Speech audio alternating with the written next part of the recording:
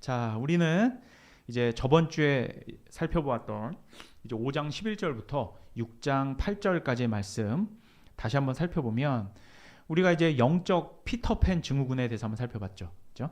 영적 피터팬 증후군에 빠져서 신앙 지식에서 그저 멈춰져서 삶으로는 살지 않는, 즉 선한 인격의 열매를 맺지 못한 가시와 엉겅퀴는 불사람을 당할 것이다. 즉 마지막 심판을 받을 것이다 라는 어떤 그런 결론으로 말씀을 살펴보았습니다.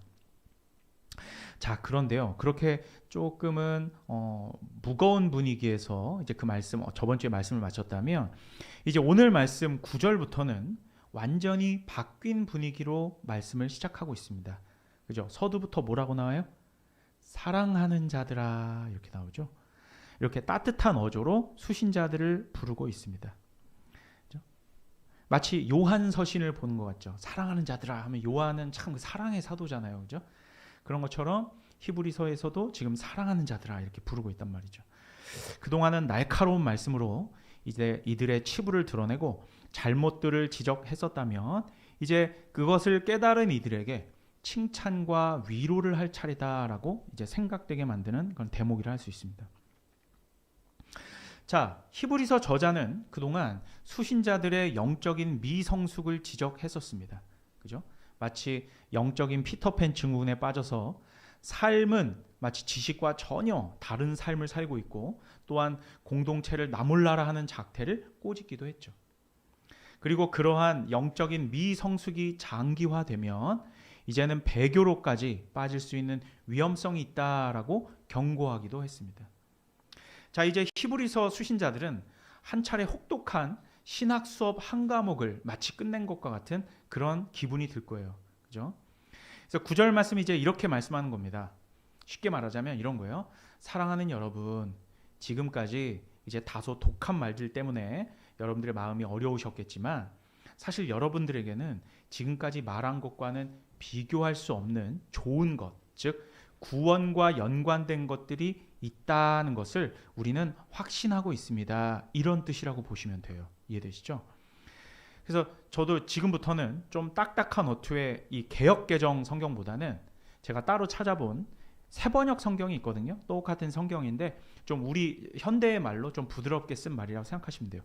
그래서 10절부터 12절까지 말씀을 새번역 성경으로 제가 읽어볼게요. 화면에 띄워주시는 거는 그냥 개역개정을 한번 띄워주세요. 제가 새번역으로 한번 읽어볼게요. 10절부터 12절까지 이렇게 되어 있습니다. 하나님은 불의하신 분이 아니므로 여러분의 행위와 여러분이 하나님의 이름을 위하여 나타낸 사랑을 잊지 않으십니다. 여러분은 성도들을 섬겼으며 또 지금도 섬기고 있습니다. 여러분 각 사람은 같은 열성을 끝까지 나타내서 소망을 이루시기를 바랍니다. 여러분은 게으른 사람이 되지 말고 믿음과 인내로 약속을 상속받는 사람들을 본받는 사람이 되어야 합니다. 딱 이런 뜻이에요. 그렇죠? 그래서 참고로 우리가 11절에 보면 열성이라고 되어 있죠. 여러분은 각 사람은 같은 열성을 끝까지 나타내서 소망을 이루셔라. 여기서 열성이라는 것은 부지런함을 말하는 겁니다. 이거 diligence거든요. 부지런함, 근면 성실함, 우리에게 꼭 필요한 거죠. 그죠? 자, 여러분, 우리 필라델피아 교회가 표방하고 있는 이 종교개혁의 신앙 정신은 어떤 겁니까? 중세 시대 로마 카톨릭의 잘못된 행위 구원, 즉 잘못된 어떤 행위적 열심을 통한 자기 공로주의에 반대하여 하나님의 값없는 은혜와 믿음으로 말미암는 구원, 즉 이신칭의에 강조점을 두는 것이 맞습니다. 그렇죠? 또한 성경에 게시된 하나님의 말씀을 주제별로 잘 정리해서 우리의 신앙의 내용을 요리분답으로 그리고 이런 신앙 고백의 형식으로 만드는 것은 너무나 합당한 일입니다. 그런데 제가 저번 주에도 설명드렸다시피 이러한 개혁주의적인 어떤 신앙 정신이 삶으로 전혀 드러나지 않고 단지 교리적 사변에서 멈춰버리면 하나님과의 인격적 관계에서 오는 그리스도인의 삶이라고 하는 그러한 책임에 대해 간과하게 되는 그런 죄를 범하게 되는 것입니다. 그래서 개혁주의는 여러분 삶이 굉장히 중요합니다. 그냥 공부하고 그냥 빡센 신학 지식만 쌓는 게 결코 아니라는 거죠. 알면 그만큼 살아내야 되는 것입니다. 자, 여러분, 분명한 사실은 우리가 때로 교회 공동체 가운데 아니면 믿지 않는 사람들에게 어떤 칭찬받을 만한 행동을 했다라고 해서 그러한 행위가 그것으로 우리의 어떤 구원과 관련된 공로가 인정되는 것은 전혀 아닌 것이죠. 하지만 그러한 행위가 은혜의 효과와 더불어 하나님을 사랑하는 표현으로서 나타나는 자연스러운 결과물이라면 교리적 지식은 충만하지만 타인을 무시하고 괄시하고 행위를 깡그리 무시하는 사람보다 비록 교리적 지식은 조금 떨어진다라고 해도 칭찬받을 만한 행동을 하는 사람이 바로 야고보서에 따르면 훨씬 더 성경적인 사람이다라는 것입니다. 사도신경에서 고백하는 교리만 확실하게 믿는다면 어떤 구원받는 최소한의 영적인 지식에 사실상 아무런 지장은 없습니다. 물론 사도신경의 깊이가 얕다라는 것은 아니죠. 충만한 데까지 나아가야 하는 책임은 여러분 우리에게 있습니다. 어쨌든 신학 지식적 양과 수준보다 더 중요한 것은 그리스도인의 인격, 그의 합당한 삶과 책임이라는 것에 있는 것입니다. 그리고 그것을 다른 말로는 열매라고 하는 것이죠. 잠시만요. 참된 그리스도인은 공동체 안에서 타인이 내 행위를 전혀 알아주지 않아도 여러분 조금도 실망하지 않습니다. 자, 왜냐하면 10절 말씀처럼 하나님은 하나님을 사랑하는 자가 하나님을 사랑하기 때문에 하는 행위를 기뻐하시고 결코 잊지 않으시기 때문입니다. 그러니까 다른 사람이 몰라줘도 나는 우리 주님만 날 알아주시면 돼. 이러한 사고방식을 기본적으로 갖고 있다는 거죠. 그렇죠? 이 사람은 하나님께서 자신을 기억하신다라는 그 사실을 너무나 잘 알고 있습니다. 그렇기 때문에 사람 때문에 이런 교회 공동체 안에서 속된 말로 삐짐이나 토라짐이라든가 아니면 실망과 같은 것이 아예 없는 것입니다. 그러니까 사람한테 받는 그런 충격이나 어떤 실망이 아예 없지는 않겠지만 덜하다라는 거예요. 무언가 자신이 칭찬받을 만한 행위를 해놓고도 사람들이 칭찬을 안 해준다라고 해서 그것으로 마음을 불편해한다거나 삐지고 혹시나 토라지게 되면 사실은 공동체에 유익이 된다라기보다는 결과적으로는 해가 되는 경우가 더 많은 것이죠. 여러분, 우리 교회 안에서 우리 교회 아주 작은 마이크로 처치지만 성도님들 중에서 그 어떤 대가도 바라지 않으면서 섬겨주고 또한 관심 주고 또한 챙겨주고 기꺼이 수고하는 지체들이 분명히 있습니다. 사실 우리 교회는 사역간사만 6분이 계신데 그렇죠? 교회 과반수를 차지하고 계시죠. 그분들은 전부 그런 분들이시죠. 그리고 그것이 어떤 사람에게 인정을 받거나 좋은 평판을 얻기 위해서가 아니라 이분들은 순수하게 하나님과의 관계성 속에서 어떤 그런 자연스러운 삶의 양식으로 나타나는 것이다라면 그것은 반드시 하나님께서 기억하실 것입니다. 그리고 우리 교회 성도님들, 특별히 우리 간사님들께서는 그런 사고와 그런 신앙 정신으로 지금 살고 또한 사역하고 계심을 저는 믿고 있어요. 그래서 여러분, 하나님께서는 주님을 사랑하는 자의, 그러니까 하나님 사랑해서 하는 어떤 삶에서의 행동들 있죠. 결코 잊지 않으십니다. 사람은 몰라줘도 하나님은 알아주셔요. 이걸 꼭 기억하시기 바랍니다.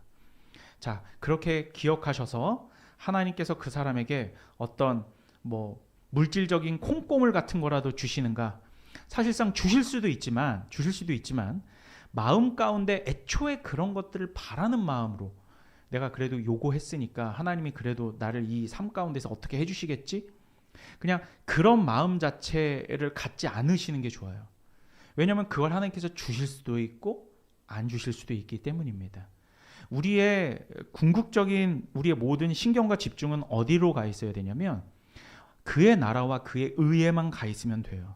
그 모든 것들은 다 하나님께서 알아서 해주시는 겁니다. 결과에 대해서 우리가 왈가왈부할 필요는 전혀 없는 것이에요. 그냥 우리는 주님만 사랑하고 주님을 사랑하는 그 마음으로 내게 손해가 오든 내게 피해가 오든 그런 거 상관 않고 그냥 직진하는 겁니다. 하나님 앞에. 그러면 때로는 우리 삶 가운데 때로는 하나님께서 충만하게 채워주실 때도 있어요. 그걸 우리가 바라서는 안 되지만 그러면 우리는 기대치 않은 하나님의 어떤 그런 채워주심과 부어주심이 있기 때문에 기쁨이 배가 되고 너무나도 하나님을 더 사랑하게 되는 거죠.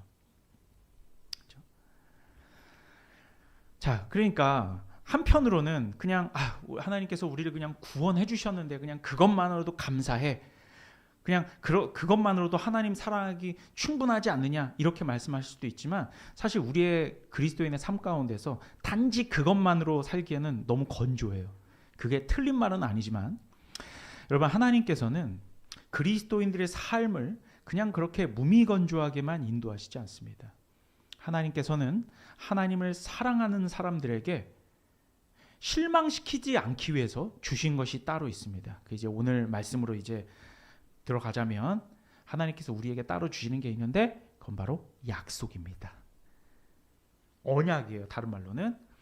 그러니까 정확히 어떤 약속이냐면 천국이라고 하는 유산 상속에 대한 약속을 주신다는 겁니다. 그리고 그 약속을 보증하는 여러분 우리가 계약서를 쓰잖아요. 계약서에 반드시 뭐가 있어야 돼요? 도장이 있어야 되죠. 인감 도장이 있어야 됩니다. 서류를 인감 증명서를 띄워서 대조할 수 있는 인감 도장 같은 것을 주시는데 그것이 바로 오늘 말씀 11절 보시면 11절에서 말하는 소망이라고 하는 거예요. 소망은 뭐다? 인감 도장과 같은 것이다. 그 소망이라고 하는 것은 그리고 그 약속이라는 것과 마지막까지 끝까지 같이 붙어간다는 것으로 보시면 돼요. 소망과 언약, 즉 약속은 늘 붙어간다. 여러분 제가 늘 이렇게 예화로 드는 철로 역정의 마지막을 보면 여러분 주인공인 크리스찬이 육신의 죽음 마지막까지 같이 간 친구 이름이 있습니다. 그 친구 이름이 뭐죠? 예, 그게 소망이에요. 호프입니다. 소망이에요. 소망이 끝까지 천국까지 같이 들어가거든요. 두 친구가 같이 천국문에 들어간다고. 그게 소망이. 우리는 소망을 들고 끝까지 가는 거예요. 그러니까 소망은 우리가 믿음으로 말미암아 얻게 된 영원한 생명을 끝까지 버티게 하는 든든한 버팀목이자 닷과 같은 것입니다. 그리고 저는 이것을 도장이라고 표현하고 싶어요. 그러니까 우리가 그냥 시시껄렁한 그냥 뭐 기독교 클리셰처럼 여러분 소망이 있습니다 이렇게 말하는 게 아니라 소망의 개념 자체가 뭐냐면 여러분 우리가 살다 보면 우리가 죄를 지을 수도 있고 마치 내가 천국 백성이 아닌 것처럼 느껴지는 그럴 때가 있잖아요. 그런데 그럴 때마다 실망하고 좌절하는 것이 아니라 아니야. 내게는 주님의 약속과 그 소망이 있어. 도장을 찍어주셨다고. 이거는 결코 흔들리지 않고 되돌릴 수 없는 거야. 라고 하는 어떤 인감이 찍힌 그런 계약서를 내가 품고 있는 것과 같다라는 것이죠. 그 소망을 붙들고 우리는 천국을 끝까지 바라보는 것입니다. 자, 이 소망이라고 번역된 원어를 볼게요. 원어는 이 소망이라고 번역된 헬라어는 에피띠메오라고 하는 거거든요. 이거는 이러한 이 동사는 그냥 무언가를 바란다, 바라본다, 뭐 기다리고 바라본다 이러한 정도의 말이 아닙니다.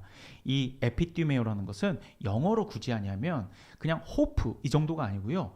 이것은 long for 이런 뜻이에요. long for가 뭡니까? 뭐 어떤 것을 간절하게 갈망하다, 뭐 lust for 이런 거죠. 그러니까 엄청나게 갈망할 때 쓰는 용어거든요. 강한 욕망이라고도 할 수 있겠죠. 강하게 바라는 겁니다. 이걸 좀 더 긍정적인 말로 긍정적인 의미로 생각되는 강한 욕망입니다. 그런데 이 소망이라는 강한 욕망이 승화되잖아요. 그러면 그 원하는 바가 기정사실이 되어버립니다. 그래서 확신과 소망은 같은 선상에 있는 거죠. 자, 제가 소망이란 말을 되게 쉽게 실예로 제가 설명을 할게요. 한번 들어보세요.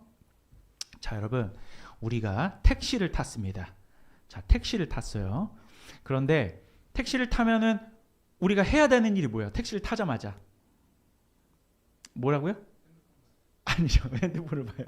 요즘은 카카오 택시가 있지만, 자, 카카오 그게 없다라고 보고 우리가 택시를 잡아탔어요. 그러면 타자마자 우리가 해야 되는 게 뭐예요? 그렇지요. 목적지를 말해줘야 되잖아요. 그죠?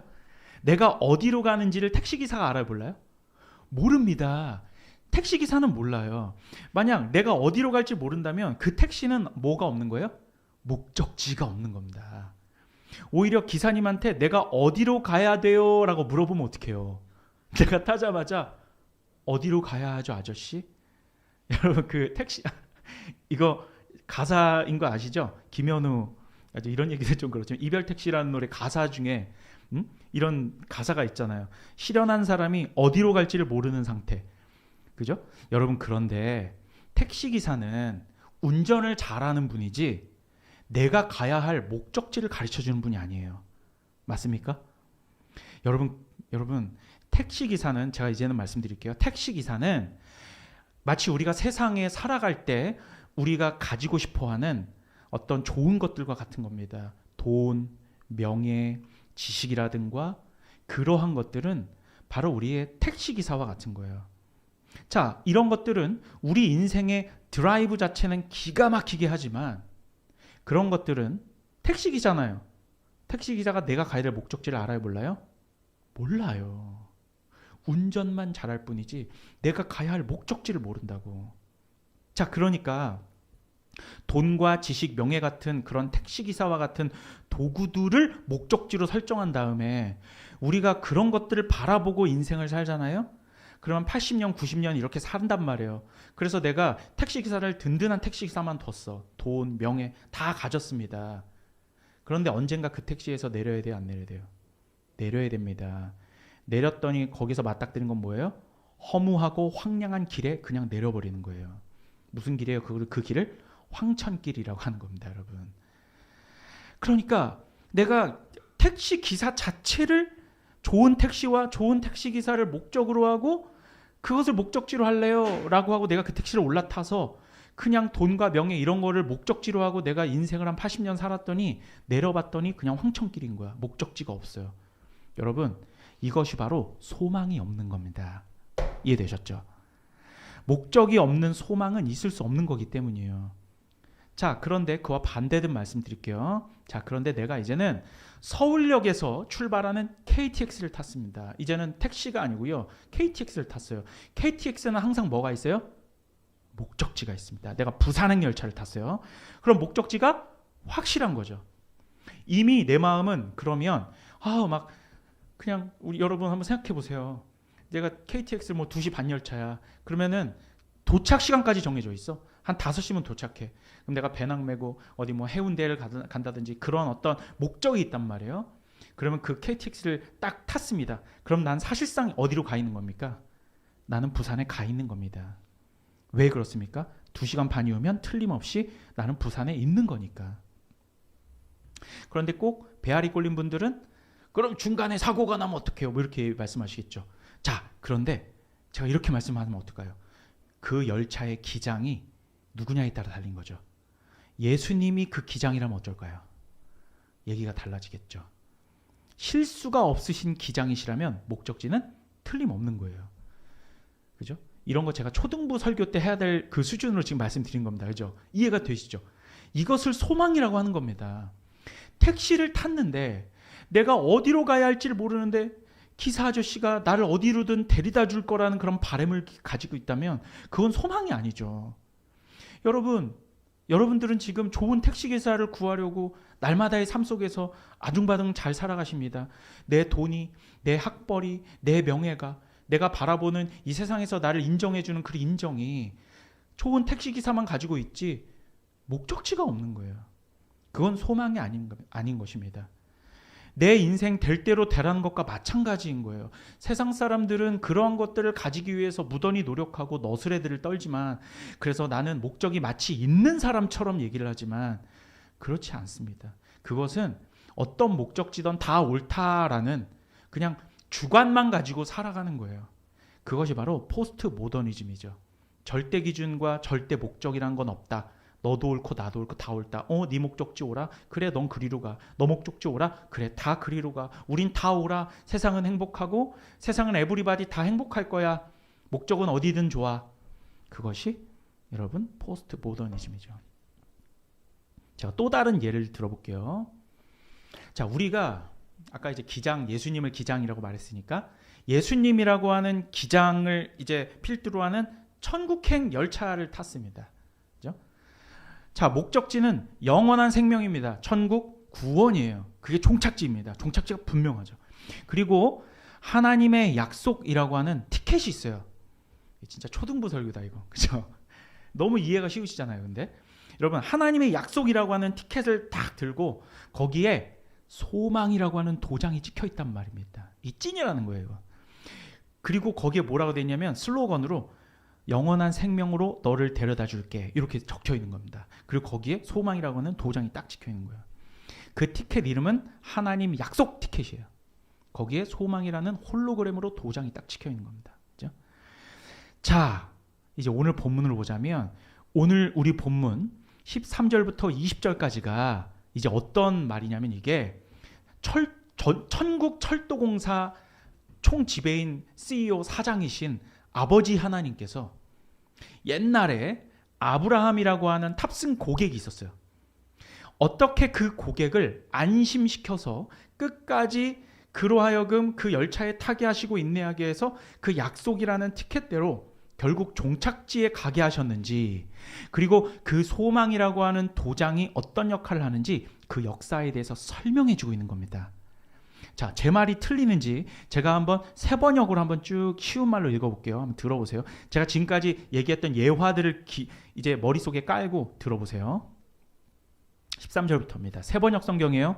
그냥 개역개정은 띄워주시고, 하나님께서는 아브라함에게 약속하실 때에 자기보다 더 큰 분이 계시지 아니하므로 자기를 두고 맹세하시고서 말씀하시기를 내가 반드시 너에게 복을 주고 복을 줄 것이며 너를 번성하게 하고 번성하게 하겠다 하셨습니다. 그리하여 아브라함은 오래 참은 끝에 그 약속을 받은 것입니다. 사람들은 자기보다 더 위대한 일을 두고서 맹세합니다. 그런데 그 맹세는 그들에게 모든 논쟁을 그치게 하여 주고 확정을 지어줍니다. 그래서 하나님께서는 그 약속을 상속받는 사람들에게 하나님의 뜻이 변하지 않는다라는 것을 더욱 환히 나타내 보이시려고 맹세로서 보증하여 주셨습니다.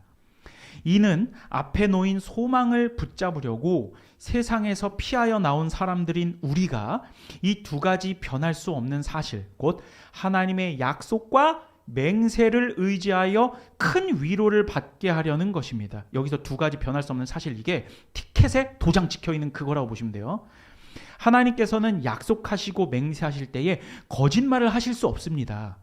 우리에게는 이 소망이 있으니 그것은 안전하고 확실한 영혼의 닷과 같아서 휘장 안에까지 들어가게 해줍니다. 예수님께서는 앞서서 달려가신 분으로서, 기장님이죠, 우리를 위하여 거기에 들어가셔서 멜기세덱의 계통을 따라 영원히 대제사장이 되셨습니다. 아우, 막 은혜가 넘치죠, 그죠? 여러분, 천국 철도공사라는 공기업에서는 아버지 하나님, 즉 이 사장님보다 높은 분은 없어요. 그러니까 천국 철도공사 공기업에서 뭐 누구를 보증인으로 세울 수가 없어. 이 세상이란 뭐 서울 보증보험도 있고 이렇게 보험 회사가 있잖아요. 보증을 해줄 수 있는. 없는 거야, 천국에는. 자기 자신만 보증해줄 수 있어. 그러니까 사장 자신의 이름을 걸고 아브라함이라고 하는 고객을 목적지까지 틀림없이 데려다 주겠다라고 맹세한 거예요. 너는 뭐만 있으면 돼? 차표만 있으면 되는 거예요. 약속과 소망, 그리고 믿음, 그죠? 그리고 그 고객은 그 말을 믿고 탑승한 거예요. 그게 바로 갈대아우르에서 아브라함을 부르신 그 약속인 거예요. 천국행 티켓을 딱 주면서 내가 너로 하여금, 너의 자녀로 하여금 바닷가의 모래같이 하늘의 별과같이 많게 하겠어. 티켓을 딱 내밀었어. 아브라함은 그 티켓을 딱 걸머쥐고 그거 딱 믿고 그 열차에 딱 탑승한 겁니다. 그래서 초대 믿음의 고객이 된 거예요. 탑승 고객이 된 겁니다. 줄줄이 그 아브라함을 보면서 우리는 그 믿음으로 열차 탑승하면 되는구나. 우리 줄줄이 다 탑승하는 거예요. 너무 쉽죠. 그리고 역사 속 베일에 가려졌던, 그때는 이제 그 기장님이 누군지 몰랐어. 분명히 그 천국 열차는 있었거든. 태초부터 있었던 거예요. 근데 사장님은 아버지 하나님, 창조주 하나님을 알고 있는데 그 기장이 누군지 몰랐어. 베일에 가려져 있었어. 그림자로만 알았어. 운전 기깔나게 하신 분이라고. 그죠? 그런데 알고 봤더니 1등 기장이 신약시대 때 그 기장님이 쫙 하고 나타나죠. 그분이 예수 그리스도신 거야. 사실 아브라함도 이분 열차를 탑승했던 거야, 사실은. 근데 이분이 기장이셨는지 몰랐던 거예요. 나중에는 이 구원열차 기장이 예수님이라는 것을 그제서야 알게 된 거죠. 어쨌든 그 열차 타면, 구원열차 타면 하나님의 약속, 즉 천국이라고 하는 명확한 목적지로 가게 되어 있습니다. 중간에 사고가 날 수가 없어요. 여러분 우스갯소리로 지금 2000년 동안 무사고 운전을 하신 거예요. 그리고 앞으로 그 기장님이 이 땅 가운데 다시 오신다고 하거든. 무사고예요. 그때까지 무사고는 보장돼 있어요. 근데 여러분 택시를 타겠다고요? 목적지도 없는? 택시가 여러분 에쿠스면 뭐합니까? 모범 택시는 뭐예요? 목적지가 없는데요. 여러분 이 땅 가운데 살아가시면서 많은 좋은 것들을 바라보고 살아가십니다. 여러분 그리고 그러한 좋은 택시기사와 택시를 가지고 있는 많은 세상 사람들 보면서 부러워하세요. 여러분 뭐가 부럽습니까? 그분들 그 인생 택시에서 언젠가 내려야 돼요. 내려야 된다고. 영원히 그 택시에 탑승할 수 없다고요, 여러분. 그런데 우리는 택시에서 내려서 갈아타야 됩니다. 뭘 타야 돼요? 구원열차, KTX 타야 되는 겁니다. SRT 타야 돼요. 천국 SRT. 예수님 기장으로 하고 목적지가 분명한 SRT를 타야 됩니다. 출발지도 정확하고 목적지도 정확해요.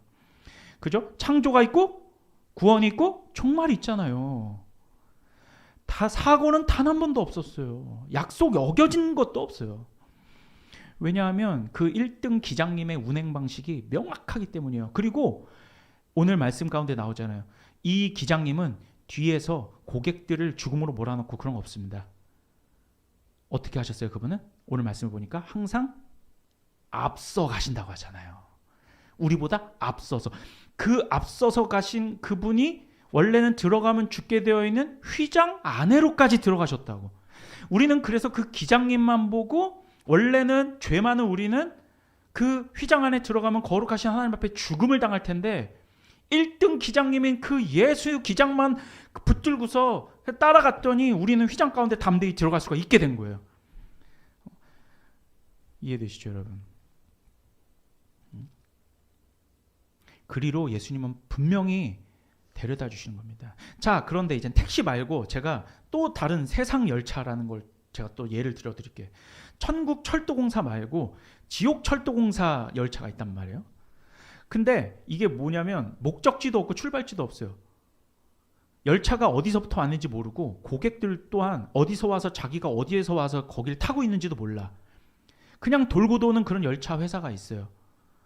여러분 영화 옛날 영화 중에 설국열차라고 아십니까? 굉장히 좋은 인사이트를 주는 영화거든요. 거기서 태어나고 죽어요. 계층이 다 나눠져 있고 그게 바로 지옥철도공사 열차입니다. 그냥 윤회하는 열차예요. 그런데 여러분 그 열차 안에는 약육강식의 세계입니다. 서열과 계급이 나눠져 있고 그 열차는 기장도 없어요. 알고 있죠? 기장 없어요. 거기는 그냥 어떤 시스템으로 돌아가는 거잖아. 그냥 계속 돌아가는 거야. 그야말로 설국열차인 거죠. 설국열차 그 열차가 우리가 사는 세상을 정말 정확하게 짚어주고 있다니까요. 그런데 여러분 알겠지만 그 열차가 멈추면 어떻게 돼요? 끝나는 거예요. 열차 멈추면 끝나는 거야, 세상이. 뺑뺑이는 열차 안에서 태어나고 그 열차 안에서 죽습니다. 그 안에서는 소망이라는 게 있을까요? 소망이 없습니다. 약속이라는 티켓 자체가 없으니까요. 그 안에서 온갖 좋은 것들이 있어요. 계속 맨 꼬다리 칸에는 바퀴벌레로 만든 밤양갱 그런 거 먹고 바퀴벌레 양갱 먹고 그러잖아요. 그리고 거기서 하나씩 기어 올라가면 결국 뭐가 있어요? 뭐 1등 칸에서는 막 되게 좋아 보이죠. 막 엄청 화려하게 극소수의 사람들. 그런데 뭔가 대단한 게 있을 줄 알았더니 갔더니 아무것도 없는 거야. 그렇죠?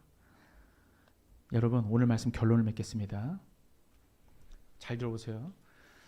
우리 교회 대부분은 젊은 분들인데, 그죠? 우리 권사님 내외 빼놓고는 거의 다 젊은 분들인데, 여러분 연애를 해보셨거나 지금 연애 중이거나 또한 앞으로 연애를 하실 분들, 그리고 결혼 앞두고 계신 분들도 있고 결혼한 지 얼마 안 된 분들도 기혼자분들 계십니다. 어쨌든 여러분들은 사랑의 대상이 있습니다. 서로. 그죠?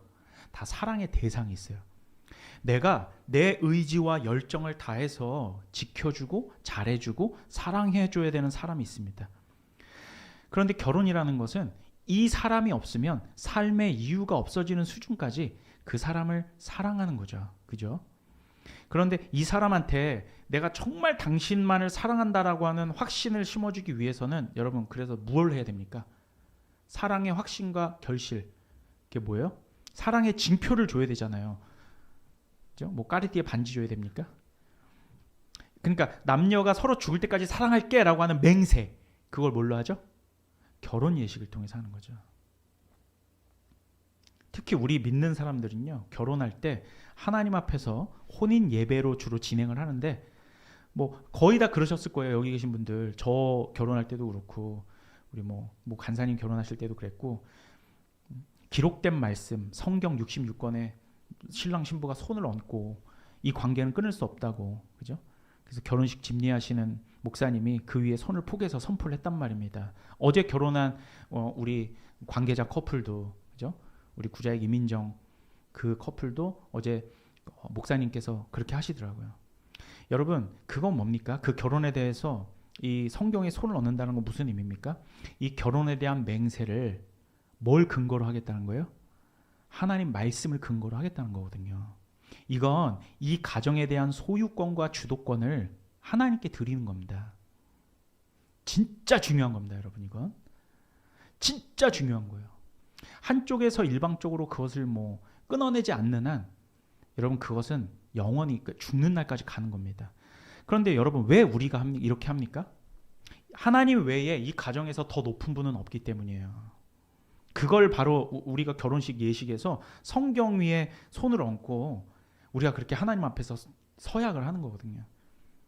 그런데 하나님께서 약속을 하실 때, 그러니까 하나님께서 우리에게 약속을 하실 때 도대체 그럼 뭘 두고 맹세를 하겠습니까? 하나님 자신밖에 없으신 것이죠.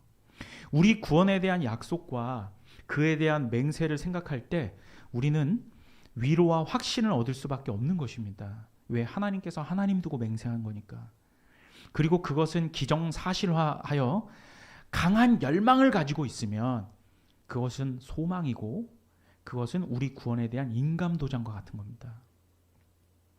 19절, 오늘 말씀 19절 보면 휘장 안에 들어가게 한다는 말씀 있죠. 그것은 성전에 보면 여러분 지성소라는 것이 있는데 이것은 하나님께서 임재하시는 최종적 장소, 즉 가장 거룩한 장소예요. 이 지성소가 여러분 이게 정사각형으로 되어 있는데 사실상 그것이 예표하는 것은 죄짓기 전에 에덴 동산이에요.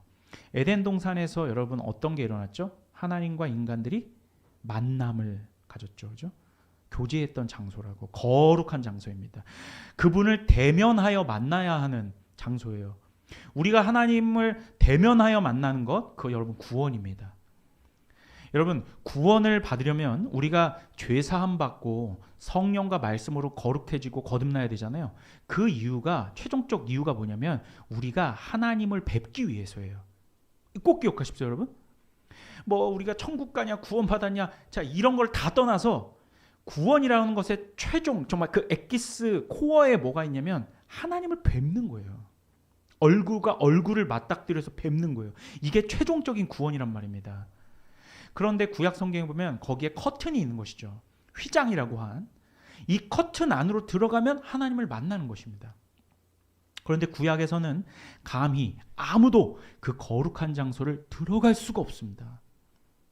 더럽고 죄된 인간이 들어가면 죽는 것이죠. 오직 1년에 단 한 번, 단 한 사람만 들어갈 수 있습니다. 그것을 대속죄일이라고 하죠. 욤키프루라고 합니다. 대속죄일에 대제사장만 딱 한 번 에봇이라는 옷을 입고 속죄의 피를 뒤집어 쓴 대제사장만 들어갈 수 있습니다. 여러분 우리가 최종적으로 들어가야 할 그 휘장 안으로 가장 먼저 들어가신 분, 그분이 바로 우리의 대제사장 되신 우리 주 예수 그리스도시라는 것입니다. 그분께서는 우리 천국 열차의 기장이시면서 우리를 대신하여 가장 앞서서 가신 분으로서 그분께서 들어가셨으면 우리도 들어갈 수 있다라는 말을 오늘 본문이 하는 거예요. 진짜 중요한 말입니다, 여러분. 예수께서 기장이 되셔서 앞서가시는 대장이 되셔서 우리가 뭔가 여러분 다른 종교들처럼 다른 종교는 우리가 고행을 해야 되고 선행을 해야 되고 너가 완전히 막 변해야 되고 너가 노력을 기울여야 되고 너가 3000배를 해야 되고 너가 이렇게 해서 착한 사람 도와야 되고 그런 조건들이 계속 붙어요. 하지만 참된 기독교 교리는 그런 게 아니라는 거예요. 그런 게 아니라고. 예수께서 다 해놓으셨어. 너희는 그 예수만 굳건히 붙들고 믿고 그 천국 역사 탑승해서 따라가라는 거예요. 그분만 붙들고. 기독교가 늘 얘기하는 게 그겁니다. 나 선행이나 뭐 그리스도인의 삶 그 다음이에요. 그건 그 다음. 가장 중요한 것은 예수만 믿어 이거예요. 예수만 믿어. 제가 우리 돌아가신 우리 친할머니 생각하면 참 울컥할 때가 많은데 제가 뭐 그분이 대단한 어떤 교리적인 지식이 있고 그래서가 아니라 제가 우리 어떤 할머니 권사님의 그 삶을 보면 그저 그 어려운 상황 속에서도 주님만 붙들어 어떤 이런 게 있었어요. 이런 이리저리 통밥 굴리고 머리 굴리고 그런 게 아니고 어려운 상황이 처하거나 혹은 기쁜 일이 있어서 우쭐댈 때도 자녀들에게 항상 그렇게 말씀하신 게 있어요. 교만하지 마와 더불어서 예수만 붙들어 이런 게 있거든요. 이게 진짜 투철한 신앙이 우리의 정신이에요. 그거 하나를 못해서 이스라엘이 망한 거거든요. 하나님 믿어 그걸 못한 거예요. 근데 여러분 그것이 기독교의 핵심이고 그것이 어쩌면 전부일 수 있습니다. 예수님만 바라보고 믿고 따라가자. 말은 쉽죠. 그런데 여러분 삶 속에서 한번 돌아보십시오. 여러분의 삶을. 이곳저곳 귀 돌아가는 데가 한두 군데가 아니에요. 이 눈말도 들어보고 저 눈말도 들어봐야 돼. 다 맞는 것 같아. 그런데 정작 예수님의 말씀에 귀 기울이지 않아. 그게 얼마나 우리가 예수님만 바라본다는 것이 어려운 일인가. 하지만 또 얼마나 쉬운 일인가. 오늘 우리 말씀을 통해서 우리는 여실히 느끼게 되는 것입니다. 여러분, 오늘 말씀이 우리에게 가르치는 것은 이러한 대제사장이 너희에게 있으니 소망을 가지고 굳건히 붙들고 주님만 바라보고 같이 가라. 그러면 휘장 안으로 들어간다. 즉 구원 받는다 이 말이에요. 하나님을 뵙는다. 되시죠? 자, 그래서 다음 주에는 이제 맨 마지막에 보면 멜기세덱이라는 이름이 나오죠. 다음 주에는 이 멜기세덱이라는 분을 우리가 좀 심도 깊게 살펴볼 거예요. 좀 어렵습니다.